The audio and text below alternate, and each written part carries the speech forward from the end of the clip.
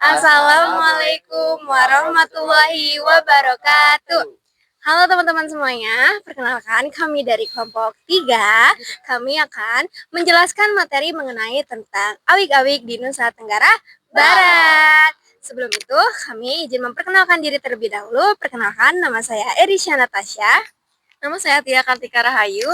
Nama saya Siti Nurhalimah. Nama saya Revi Nur Aisyah. Nama saya Muhammad Seto Sulistiawan Ramadan. Nama saya Muhammad Bayi Arini Fernandes Putra Samarinda. Nah teman-teman, itu perkenalan singkat dari kami ya. Selanjutnya kami akan langsung membahas materinya.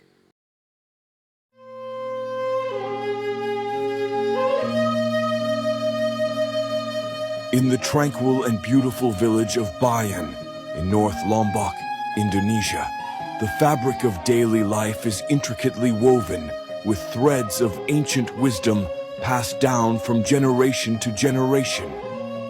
The indigenous Sasak people of Bayan are the guardians of a rich tapestry where tradition and nature are respected equally. The local wisdom of Bayan is a testament to the community's resilience and adaptability. Despite being affected by modernization, the Sasak people have managed to preserve their cultural identity and maintain a way of life inseparable from the natural world. This enduring legacy of wisdom not only enriches the lives of the Bayan people, but also provides valuable insights into sustainable living for the wider world. Kearifan lokal adalah nilai pengetahuan dan kebiasaan yang berkembang dalam suatu masyarakat dan diwariskan secara turun-temurun yang menggunakan sebagai pedoman dalam kehidupan sehari-hari. Kearifan lokal mencerminkan cara masyarakat berpikir dan bersikap dalam menjaga hubungan dengan sesama manusia, lingkungan, dan budaya setempat. Karena itu, kearifan lokal berperan penting dalam menjaga keharmonisan, identitas, kelestarian budaya, dan daerah. Nah, selanjutnya yaitu pemberdayaan. Pemberdayaan adalah suatu proses meningkatkan kekuatan, kemampuan, dan kemandirian individu atau kelompok yang dapat mengendalikan kehidupannya melalui pengembangan sumber daya internal dan juga eksternal.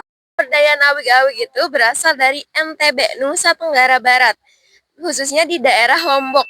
Pemberdayaan ini mengatur aturan adat untuk mengelola laut, pantai, hutan, sumber air, dan hubungan sosial masyarakat. Pemberdayaannya ada satu, pemberdayaan lingkungan menyangkut melindungi laut dan terumbu karang. Yang kedua ada pemberdayaan pantai untuk melindungi pantai, hutan, dan sumber air.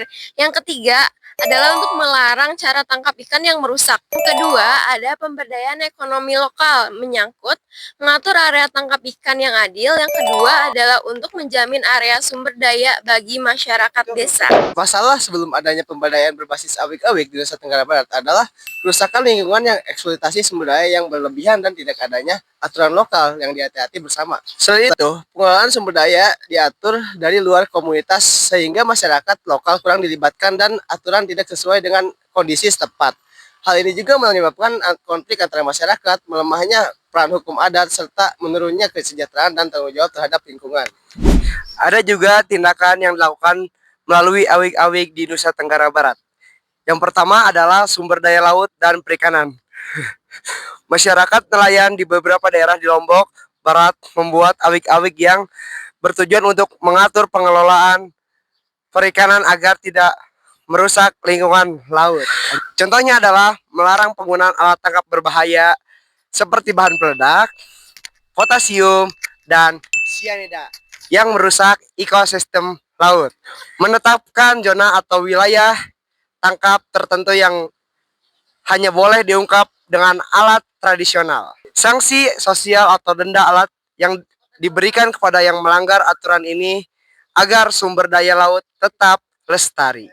Lalu ada pihak-pihak yang terlibat seperti masyarakat adat lokal, komunitas adat seperti komunitas Wetu Telu di Bayan, Lombok Utara adalah aktor utama yang merumuskan, menyepakati, dan menjalankan awik-awik secara turun-temurun. Lalu yang kedua ada lembaga adat.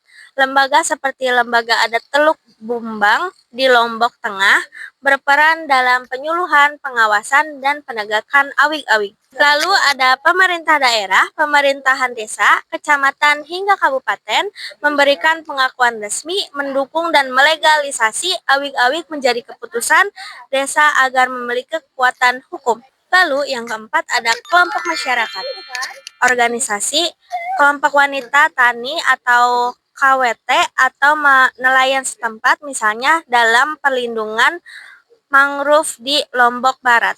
Selanjutnya ada hasil pemberdayaan awik-awik di NTB.